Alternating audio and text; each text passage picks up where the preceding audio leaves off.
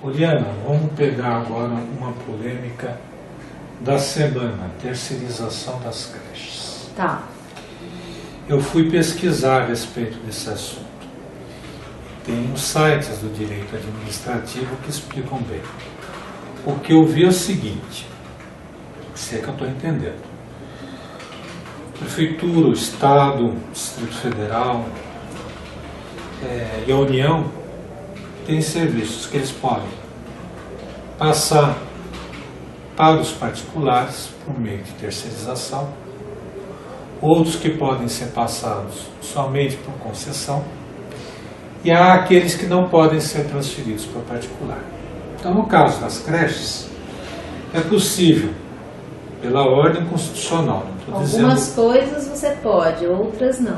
No caso das creches, eu não estou dizendo que seja o ideal, o desejável, mas que é legal terceirizar a merenda, legal limpeza, etc. Mas você não pode terceirizar as creches em si. Isso. E eu vi no outro jornal de São José dos Campos um anúncio que aqui iam ser terceirizadas as creches. Eu pergunto para você, isso procede? Vai ser mesmo terceirizada a creche? Olha, e outra coisa, isso estava no programa de governo do atual prefeito? Olha, pelo que eu me lembre, eu não vi isso. Porque eu também não. Então, assim, é uma situação que eu acho que ele acabou se deparando e eu vou em busca da fundamentação que levou a tomar essa atitude, né? Eu tenho até algumas hipóteses aqui, algumas coisas que eu penso a respeito. Mas o que é importante, da maneira como está no jornal e o que você pega em termos de edital, né? Todo aqui o processo, né, de chamamento, a gente precisa separar. A maneira como foi colocada a manchete parece vai terceirizar toda a educação infantil. Parece que vão pegar a educação infantil e vão colocar uma empresa para tomar conta. Não é isso. O que acontece é o seguinte, né, até agora do que nós lemos. Você vai ali terceirizar alguns serviços. No caso específico, auxiliar de desenvolvimento infantil, que seriam as berçaristas, e auxiliar técnico administrativo, para ajudar no serviço de secretaria, né, nesses estabelecimentos. A minha indagação é no seguinte sentido. Os professores, nós temos que verificar a fundo, né, a manutenção deles. Então, até porque não tem como você tirar professor concursado, eles são concursados. Isso não tem como mexer. A questão dos diretores, nós já estamos aqui com o projeto, né, para ser votado. É bem claro lá a necessidade de um diretor que seja, que tenha a sua origem no quadro de magistério concursado. Que até no início da nossa entrevista eu coloquei como um ponto positivo da gestão da professora Edna na frente da Secretaria de Educação. Então, assim, se não está terceirizando a gestão, não se está fatiando, até para poder você ter poder fiscalizar melhor o próprio executivo e o legislativo também. Não está se terceirizando professor, porque daí é atividade fim. Pelo que a gente observou, né, em termos de legislação a respeito, não poderia mesmo, né, essa atividade fim ficar por conta de uma terceirização. Agora, quando você fala em auxiliar desenvolvimento infantil, então é um serviço auxiliar. Ele não vai ser o responsável direto, né? Ele vai auxiliar no serviço. Ele vai ter que responder, né, a alguém que vai estar acima dele, né, em termos de hierarquia de trabalho. No caso, por exemplo, os berçários, você tem uma professora. Você teria as berçaristas, no caso as auxiliares. Mas no próprio chamamento tem algumas coisas que deixam a gente com dúvida. Porque nesse quadro que eu coloquei, né, de auxiliares de desenvolvimento infantil e auxiliares técnicos administrativos, você não tem lá, por exemplo, a questão de coordenador pedagógico nem de professor, mas no corpo do chamamento exige-se da empresa que apresente-se um corpo desse. E a maneira como está, ainda para a gente está um tanto que subjetivo. Então nós temos uma reunião agendada, nós queríamos muito que fosse até amanhã, até sexta-feira, né? Dia 8 de novembro, não conseguimos, então será na segunda-feira, dia 11, na parte da manhã, onde nós vamos levar todos esses nossos, né, apontamentos para que a gente possa deixar o mais claro possível. E diante assim da situação, por que não propor até que seja refeito esse chamamento de uma forma que fique bem claro os setores e que não haja prejuízo para, né, os funcionários de carreira e, no caso, também para as creches, para o atendimento nas creches. Bom seria que houvesse concurso para tudo, Marco. Só que é o seguinte... Mas a licitação é um concurso. É para pessoa jurídica. Pois é, mas... Se você vai fazer um concurso para pessoa jurídica, por que não para pessoa física? Sim. Aí uma situação. Quando você faz o concurso público, no caso, por exemplo, abrir o cargo, né, de auxiliar de desenvolvimento infantil, você faz com uma base, né, de necessidade, de demanda.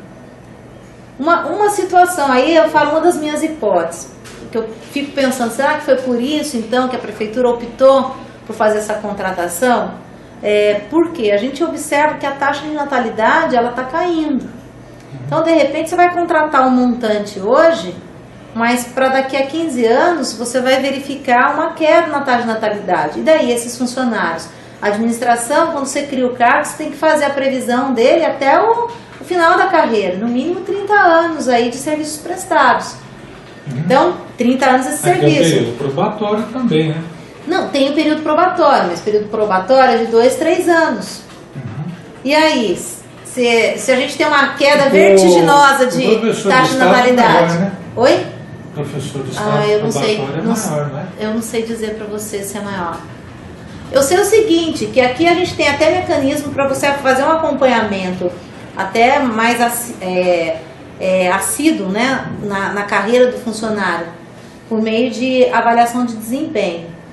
Mas a gente não tem um plano de carreira instituído ainda, não tem esses critérios claros e critérios assim colocados de uma forma também democrática, com a participação até de representantes do próprio funcionalismo.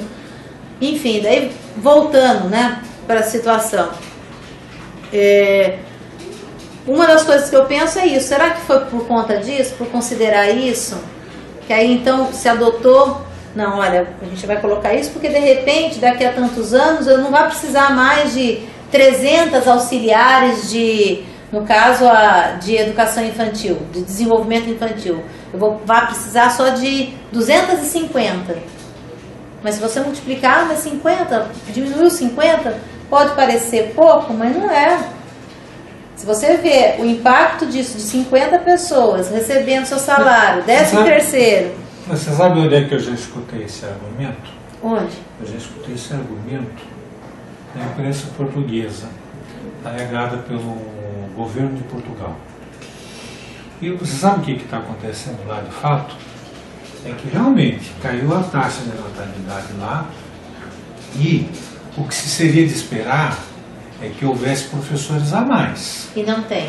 Não, eles estão saindo da carreira. Eu sei, eu estudei isso no mestrado que eu concluí agora mesmo, agora em 27 de setembro. Quer dizer, lá, mesmo com a queda da natalidade, não há excedente de professores, há um déficit. Absurdo. Na Ibérica.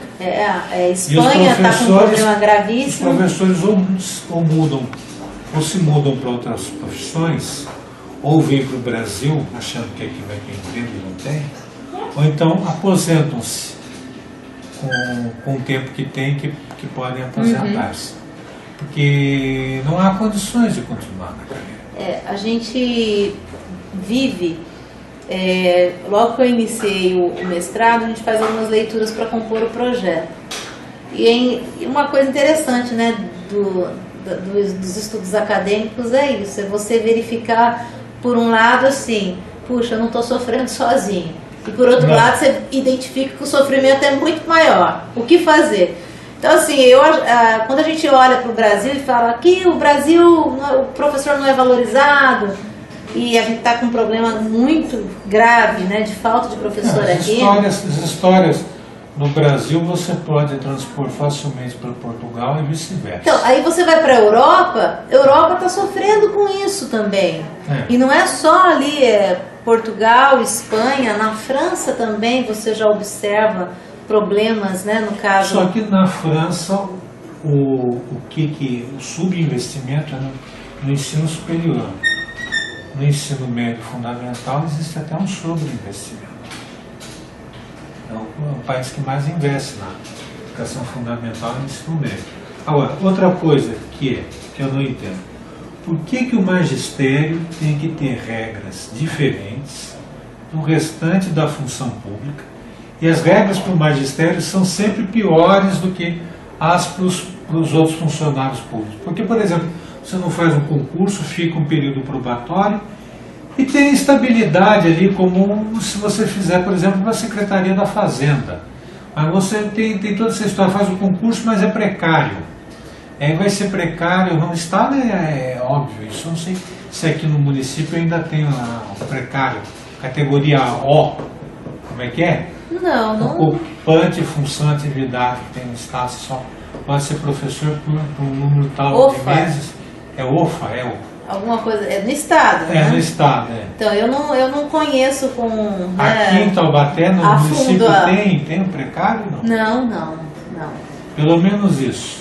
A gente já assume o cargo já, se presta concurso pro cargo, não tem o que acontece é o seguinte, em Taubaté a gente nós tivemos que criar os cargos de professor substituto, porque por mais que não tivesse instituído o precário, a nomenclatura, né? O precário, mas você tem a situação da precariedade. E aí dá para dar uma boa reflexão, porque você não precisa do título do precário. Né? Há situações diferentes e precárias vivenciadas pelos nossos professores. Do precário, o pessoal quer dar outro nome, é que nem a questão da terceirização. Antigamente, quando o indivíduo trabalhava numa multinacional, uma firma que prestava serviço para multinacional, perguntava-se para ele assim: você trabalha aqui, por exemplo, sei lá, na fabricante de carro? Ele dizia: não, eu sou subcontratado. Mas quando você falava subcontratado, já caía a ficha que você estava numa situação pior do que de contratado, né? Então passou-se a adorar a pílula com terceirização, mas que é subcontratação do mesmo jeito. Agora, é o seguinte, tem outras coisas que são desfavoráveis aos professores. Por que não tem regime de dedicação exclusiva aqui no município? Olha, ainda a gente não tem isso instituído, tá? Em termos de lei, mas há todo um movimento, até do próprio estatuto, para viabilizar a dedicação exclusiva dos nossos professores aqui na cidade. E não só em Taubaté, né? Há todo um movimento, né, no país. Eu tive a oportunidade de acompanhar ao longo desses anos como vereadora as audiências públicas do Conselho Nacional de Educação sobre plano de carreira, não só dos professores, mas também de todos, né, os trabalhadores da educação.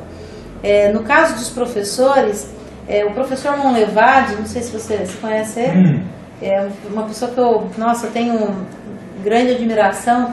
Ele fez uma visita para nós aqui em Taubaté e ele foi bem claro, né, a discussão da lei do piso, da jornada de trabalho do professor.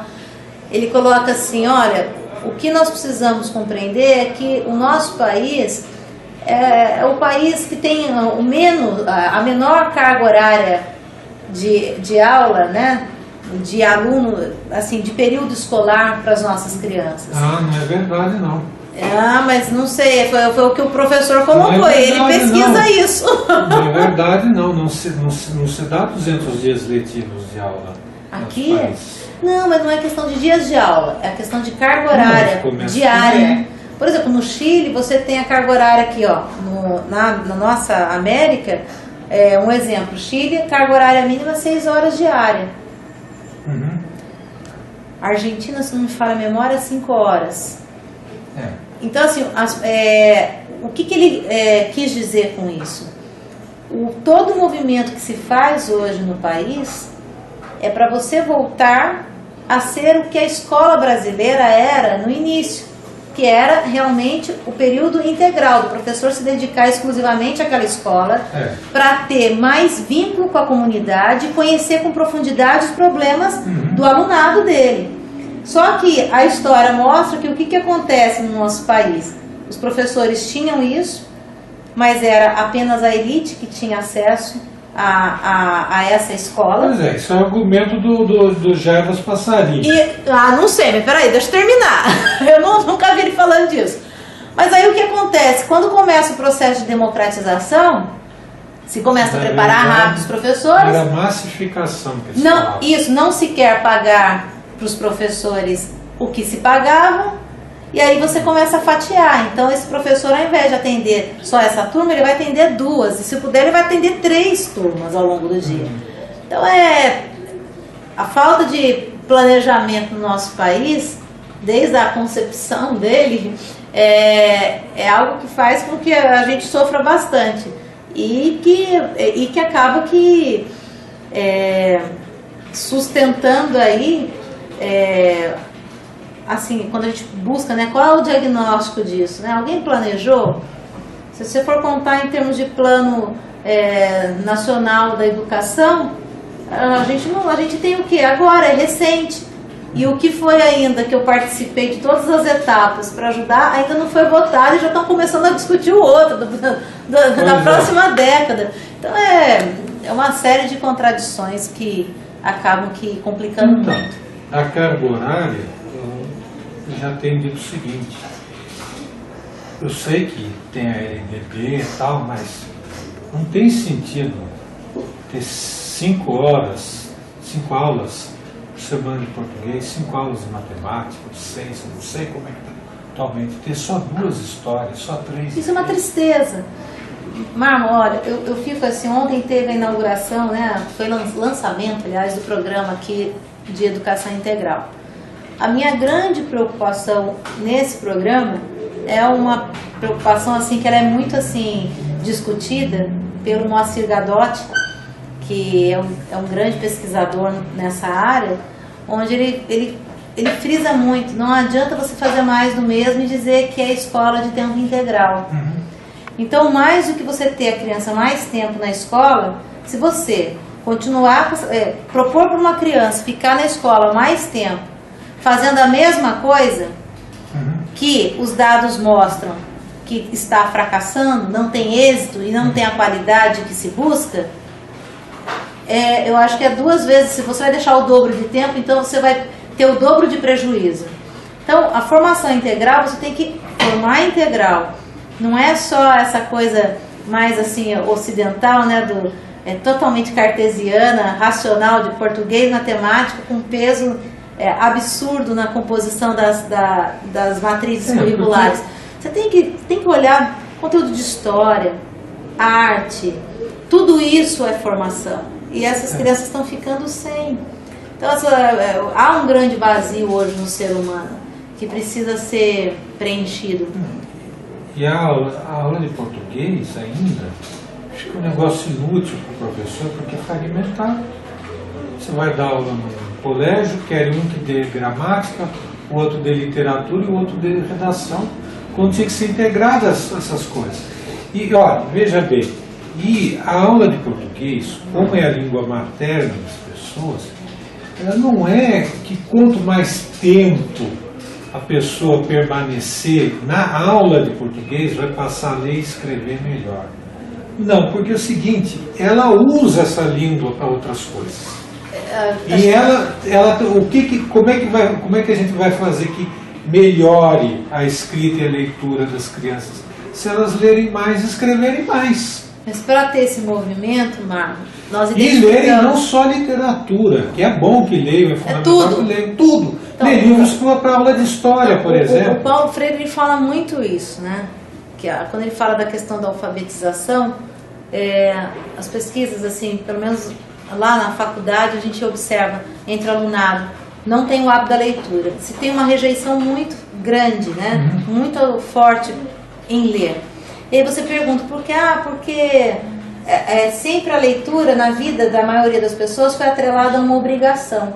Tudo que você tem que fazer, você rejeita, né? Tem que fazer regime, você já fica, ai que pena, vou deixar de comer doce, vou deixar de comer aquela macarronada. Então, tudo você rejeita. Tenho que ler livro para prova. Então, aqui, a primeira coisa na questão da leitura é criar prazer em ler. E eu acho interessante, assim, prazer em ler não é de ler um livro desse tamanho, né? Como o pessoal fala, eu estou lendo um livro grosso. Eu ouço bastante isso, às vezes, né? Não, eu peguei um livro grossão para ler. Então, não é isso. Assim, o que você gosta de ler? Quem não tem o hábito é uma criança, né? É um bebezinho para formar esse hábito. Então, você tem que começar com coisa. Você gosta de ler gravura? Então, vamos ler gravura. Vamos ler o mundo, vamos ler o tempo, né? Acho que o maior exemplo de leitura, eu já falei dos índios, vou falar de novo, né? Toda a sabedoria de ler a questão do tempo, de usar todos os sentidos para poder compreender o que está à sua volta. A partir disso, você cria símbolos. E aí você cria também significados para tudo isso. E aí que começa a você ter mais intimidade com o universo da leitura. Então, tem que ter um início. Infelizmente, a formação de professores no nosso país, ela não despertou ainda para isso. Como que pode você exigir de um professor despertar o hábito de leitura no aluno se ele não tem o hábito de leitura? Se ele não lê? Pois é. É complicado, você vai falar o que você não faz. Então, assim, como é que daí quando você pega crianças, jovens, adultos que têm o hábito da leitura, boa parte deles, eu esqueci agora o nome do pesquisador francês que trabalha sobre isso, boa parte de quem tem o hábito da leitura, ele tem porque teve em casa o pai ou a mãe que lia e via aquilo como um momento de prazer. Ele passa a ver o objeto, sabe essa coisa da mãe que lê na hora de dormir? Vem aqui que a mãe vai ler história, né? Ele olha para aquilo não como um objeto de dever, mas um objeto de prazer. E aí ele começa a buscar mais. E eu falo para minhas alunas na pedagogia, quando boa parte, sempre no início do ano eu faço, né? Faço um questionário. Aí eu falo da importância da leitura. E eu coloco para elas, olha, momentos, né, de prazer de leitura que eu vivencio, né, e procuro, né, explicar detalhadamente todos esses momentos, né, o que passa pela minha cabeça, para ver se elas viajam também um pouco. Mas uma coisa eu coloco para elas, olha gente, não adianta começar, por exemplo, por onde assim eu gosto de ler hoje, porque tem coisas que eu gosto de ler, é o meu gosto, e que outras pessoas não vão gostar. Então você tem que, o que você quer ler num jornal? Você quer ler horóscopo no jornal? Começa lendo horóscopo. Porque o simples fato dessa pessoa abrir o jornal para ler horóscopo, ela não vai ficar só no horóscopo. Ela vai abrir ali, ela vai ler, mas ela já vai olhar para outra página, de repente para a página de cima, vai ler uma tirinha, vai dar risada com aquilo. Nossa, é o fulano que fez, ai, puxa, esse cara é engraçado. Daqui a pouco ela já está lendo uma manchete, aí se ela se interessa pela manchete, ela vai ler. Então eu falo para elas, dê o primeiro passo, e aí o segundo passo, procure no jornal, na internet, sempre alguma coisa que diz respeito à sua profissão, né, ao porquê que você está aqui estudando, que é assuntos relacionados à educação.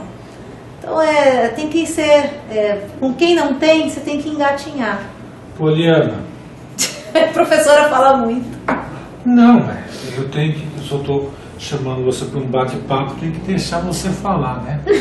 Senão vai ficar parecido igual um programa aí que tem numa emissora de madrugada, né? Que não deixa o entrevistado falar. Aliás, no Saturday Night Live tinha duas críticas, né?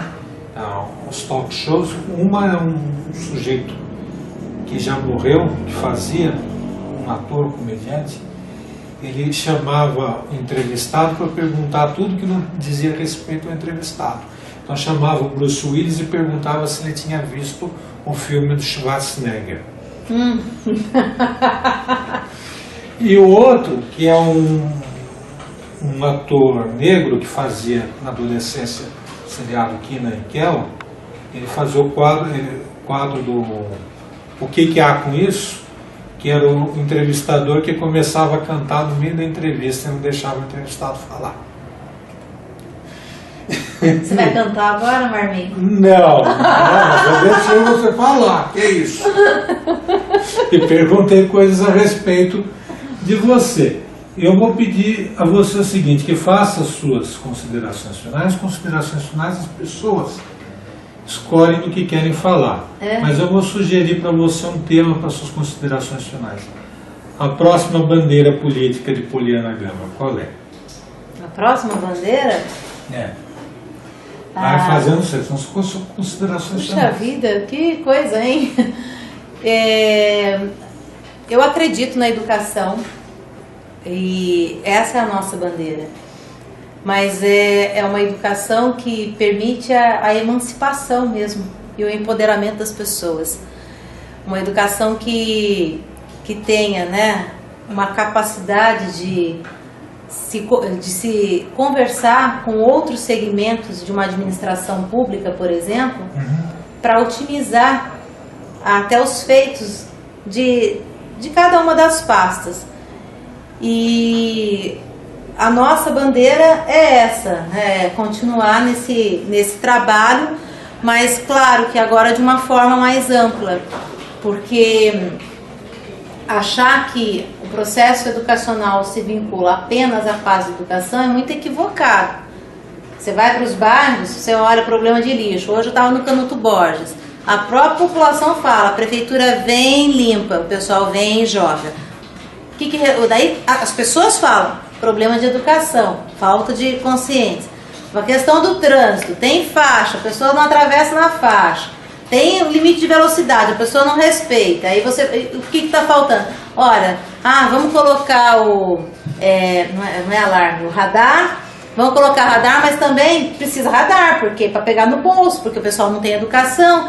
Então, assim, a educação ela transpassa, né, todos esses segmentos. E em termos de política, algo que é um grande desafio que eu estou colocando para mim é buscar mais instrumentos em termos de política econômica, porque das pesquisas que a gente teve a oportunidade de fazer até o momento, na área da educação, a gente percebe assim que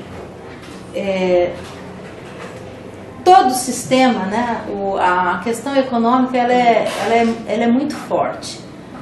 E as políticas públicas, né, os percentuais dos nossos orçamentos, boa parte deles são ditados pelo setor econômico e pelos políticos, que são também, infelizmente no nosso processo, boa parte determinado também por influência de poder econômico. Então, assim, eu quero, me proponho a esse desafio de buscar, né, aí conhecer mais a respeito da economia, para que nesse meio a gente possa ter um pouco mais de sensibilidade, de compreender que essa loucura, né, pelo ter a qualquer custo, tem feito muita gente sofrer. E isso não é justo, né? A gente pode, sim, a gente pode fazer melhor, a gente pode oportunizar coisas melhores para as pessoas.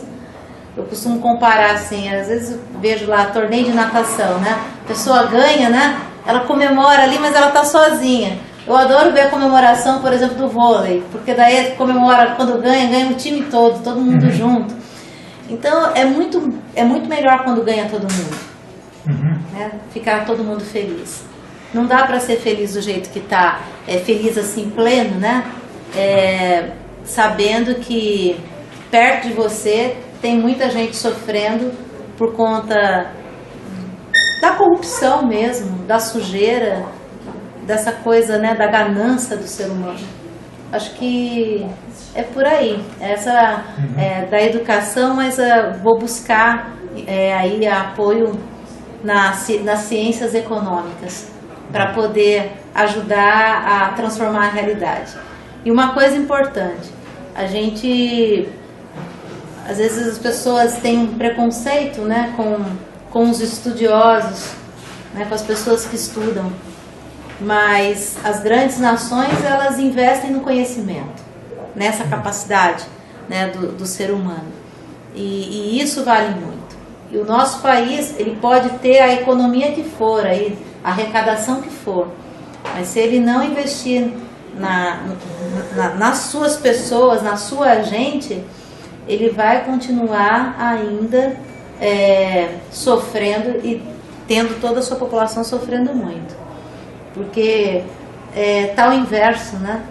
Tem toda uma estrutura aqui em termos de recurso, de diversidade, tanta coisa que a gente pode usar melhor. Aqui em Taubaté é um exemplo, a própria Universidade de Taubaté, é recente o convênio que foi feito com a área da educação. Eu fui buscar, Marmo, só para você ter uma ideia, eu fui buscar exemplo de convênio, né? Modelo de convênio na atividade da Serra. São Luís do Paraitinga, para trazer aqui para Taubaté, para poder Taubaté fazer convênio com a Universidade de Taubaté.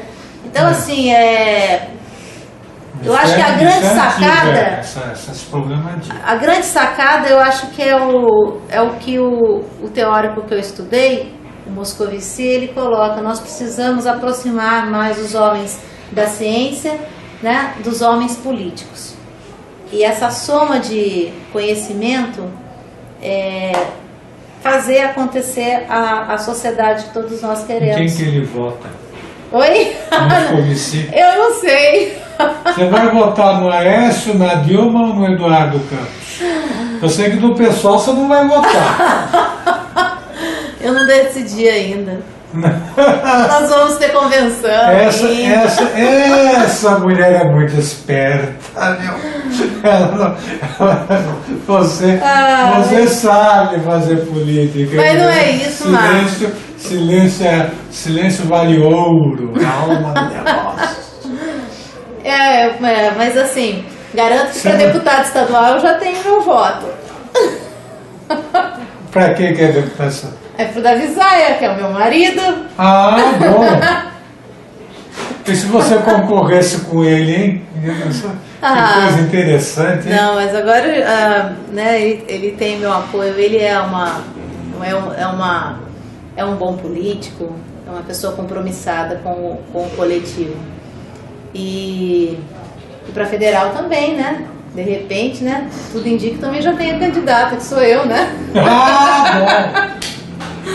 Bom. Você vota. Então quer dizer que o seu voto não é secreto, né? Poliana. Eu acho que esses fica difícil, né? Uma coisa que já é clara. Poliana, você vai lá para audiência reservada na CPI agora, né? Não. Não, você não está na CPI? Que vai... Não estou. Então, tá bem. Gente, obrigado de você vir. Obrigada. Leiam o Diário de Taubaté. Você não quer falar mais nada, né? Que não quer? Eu falei muito, nossa. Não quer, todo mundo quer falar alguma coisa quando eu peço as conclusões finais. Todo mundo quer falar mais alguma coisa além das conclusões finais. Então já que é para falar, eu não falo. Eu acho importante, assim. Pode vir, não tem problema. Mas olha, as pessoas criticam tanto, né, a política e... Olha, tem hora que é duro mesmo, a gente abre o jornal, a gente sabe muito bem, né, do que é. Mas tem muita gente boa trabalhando, né, e é importante que as pessoas que tenham essa noção, né, do que é o coletivo, que realmente elas assumam um compromisso pela coletividade. Então, às vezes eu vejo muita gente criticando, mas e aí? Que horas vai começar a fazer? Então, assim, a indignação, né, o Stephen, como é que é o nome dele? Não sei. Hessel. Agora. Do movimento lá, da resistência. Stephen Hessel. ele fala uma coisa assim, a indignação, ela só é válida quando ela te move a agir para mudar. Porque caso contrário, você só vai ficar gritando, não vai mudar nada e ainda vai encher a paciência de um monte de gente. Mas leiam o Diário Taubaté enquanto não estiverem gritando. Então, ó, precisa se mobilizar, precisa participar, esse é o convite que eu faço. Porque a política precisa de gente boa, de gente compromissada com a causa, né, com o coletivo, para ela ser isso de verdade.